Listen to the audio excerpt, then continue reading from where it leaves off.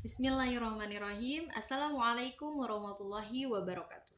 Sebelumnya, perkenalkan nama saya Siti Holipah, Prodi Komunikasi dan Penyiaran Islam STI Dr. KHEZ Mutakin Purwakarta. Di sini izinkan saya untuk mempresentasikan atau menjelaskan sedikit mengenai pentingnya berdakwah, dakwah sebagai kewajiban dan kebutuhan, manfaat berdakwah, unsur-unsur dakwah, dan juga mencermati prospek dakwah. Di sini seberapa penting sih dakwah itu? Bahwasannya dakwah sangat penting bagi kehidupan kita sebagai umat Islam, sebagai manusia. Dalam artinya juga bahwa dakwah itu mengajak atau menyeru pada kita untuk menuju kebaikan. Berapa penting? Sangat-sangat penting. Kalau misalkan kita hidup tidak tahu dakwah, mungkin kita tidak akan tahu mana yang baik dan juga mana yang salah. Nah, maka dari itu, ketika kita tahu mengenai dakwah, kita akan tahu seberapa penting itu dakwah. Yang kedua, mengenai dakwah sebagai kewajiban dan kebutuhan. Kewajiban dan kebutuhan, bahwa terkadang ada yang menyebutkan bahwa dakwah itu hanya sebagai kewajiban. Ada juga sebagian dakwah itu hanya sebuah kebutuhan. Tetapi dua hal itu sangat bersangkutan, sangat butuh untuk kehidupan kita, bahkan menjadi kewajiban bagi kita untuk mengetahui dakwah, untuk mendengarkan dakwah, dan lain sebagainya. Dalam kehidupan kita, jika kita tidak tahu dakwah atau kita tidak membutuhkan dakwah, tidak mungkin seseorang tidak memerlukan dakwah.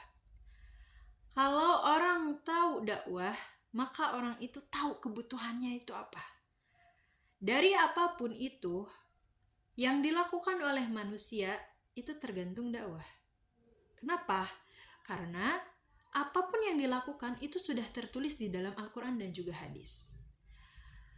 Kalau misalkan kita menyampaikan dakwah atau kita mendengarkan dakwah, kita bakalan tahu tuh, dakwah itu kebutuhannya itu untuk apa sih? Dan wajib bagi kita untuk mengetahui dakwah.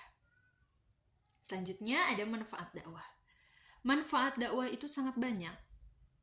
Salah satunya adalah membangun kebahagiaan dan kepuasan bagi diri kita. Kebahagiaan dan kepuasan seperti apa sih ketika kita tahu dakwah atau kita tahu manfaat dakwah? Ketika kita tahu dakwah nih, hidup kita itu bakalan didatangkan oleh kebahagiaan-kebahagiaan. Maka dalam kehidupan kita pasti kita merasa puas. Karena apa? Karena kita selalu bersyukur dengan semua yang telah diberikan oleh Allah kepada kita. Manfaat selanjutnya yaitu membangun hubungan yang harmonis sesama masyarakat atau sesama manusia. Kalau kita tidak tahu dakwah, mungkin kita tidak akan saling berhubungan sesama manusia. Bukan sesama manusia lagi, terkadang di daerah kita itu tidak akur dengan yang namanya tetangga. Kalau kita tahu apa itu manfaat berdakwah, kita bakalan membangun sebuah hubungan yang harmonis. Selanjutnya ada unsur-unsur dakwah. Unsur-unsur dakwah di sini yang pertama ada dai atau juru dakwah, yaitu seseorang yang menyampaikan dakwah kepada kita. Kita sebagai mad'u, yaitu unsur yang kedua. Mad'u bisa disebut juga dengan audiens atau masyarakat yang mendengarkan seorang dai yang menyampaikannya. Yang ketiga, ada materi dakwah. Kalau ada dai atau mad'u, tidak mungkin dong tidak ada materi yang akan disampaikannya. Selanjutnya ada media dakwah. Media dakwah itu apa sih? Bahwasannya media dakwah itu salah satunya bisa secara langsung atau yang sekarang bisa lewat sosial media berupa YouTube, TikTok, Facebook, dan lain sebagainya. Bahkan ada juga yang di majalah, itu disebut dengan tulisan dakwah. Dan yang terakhir, efek dakwah.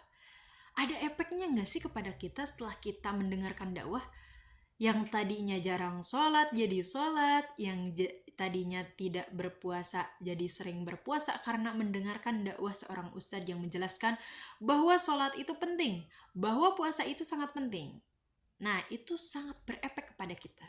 Dan yang terakhir ada prospek dakwah, mencermati prospek dakwah.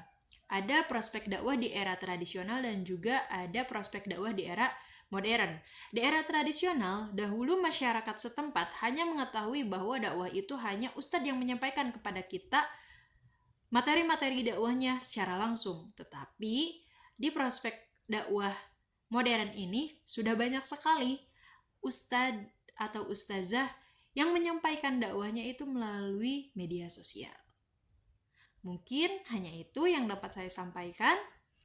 Jika kurang dimengerti, boleh di komen di bawah. Terima kasih. Wassalamualaikum warahmatullahi wabarakatuh.